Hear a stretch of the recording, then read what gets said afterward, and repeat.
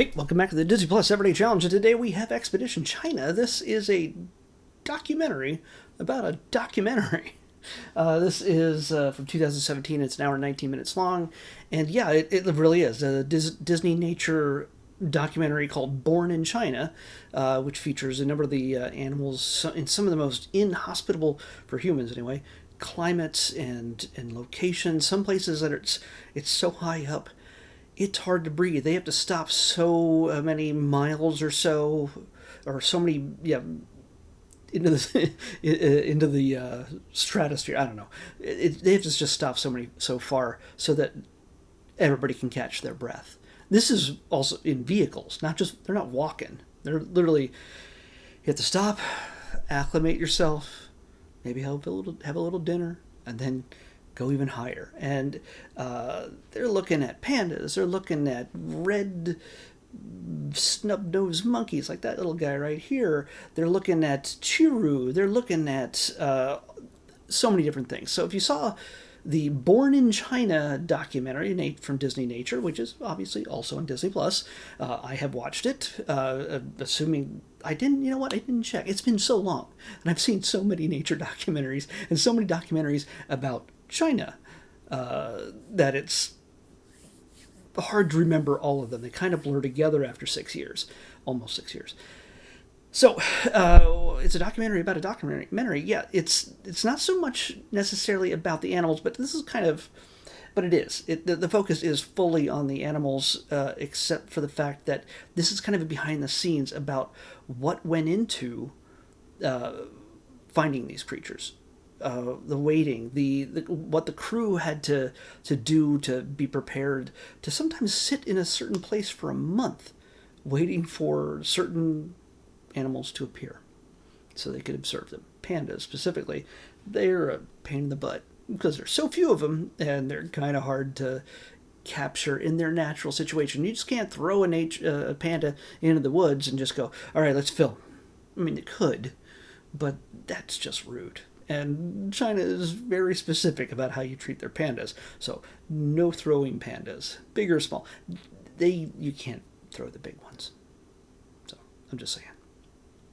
So you basically you get to see the crew. You get to see from the crew's point of view some of the hardships and some of the fun that they have, especially dealing with these little guys when they get a little bit curious and walking on their hind legs everywhere. It's a little disturbing. They're adorable, a little scary, but mostly adorable. Like adorable scary. Yeah. So yeah. By the way, this is narrated by Maggie Q, and it's just giving you more. If you loved Born in China and you love these type of animals and just seeing them in their natural habitat and seeing just the vastness and the beauty of these lands that are just, yeah, it's some inhospitable stuff, but it's gorgeous. So I've never been to China. Never been this far out in the woods, not far out in the mountains. This is definitely something you want to check out. But this is also for those who have an appreciation for filmmaking and the efforts that gone into it, the crew that went into it, and the big thanks that have basically went out to the Chinese government and the people and that allowed them to be able to film these things. Because most of these people were from like England and from other countries to film this, and so it was no small task to make any of this happen. Some of these animals are so rarely seen. They got to witness some things that nobody has ever seen before, and that's pretty astonishing that we can still explore our planet and discover new things just on the surface. There's so much below the sea that we haven't even come close to understanding, but on a surface level and high up into the mountains and deep into some areas that have not been touched by man, thankfully, yet.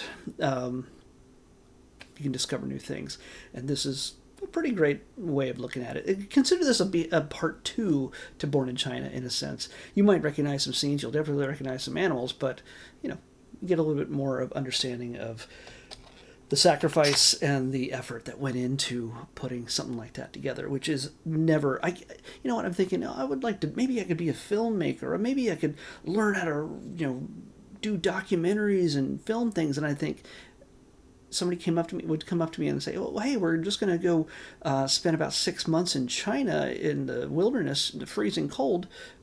Would you want to see some snow-covered monkeys?"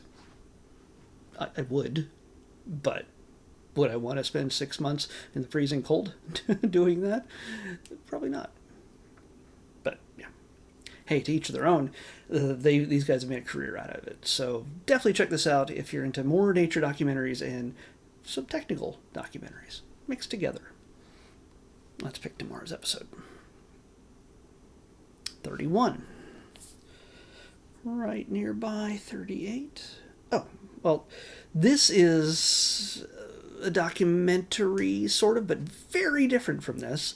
And it's also a short. I'm pretty sure it's super small, so I should be able to do this pretty quick. I have it listed under documentaries just because it's about something specific, as in Disney Abu Dhabi.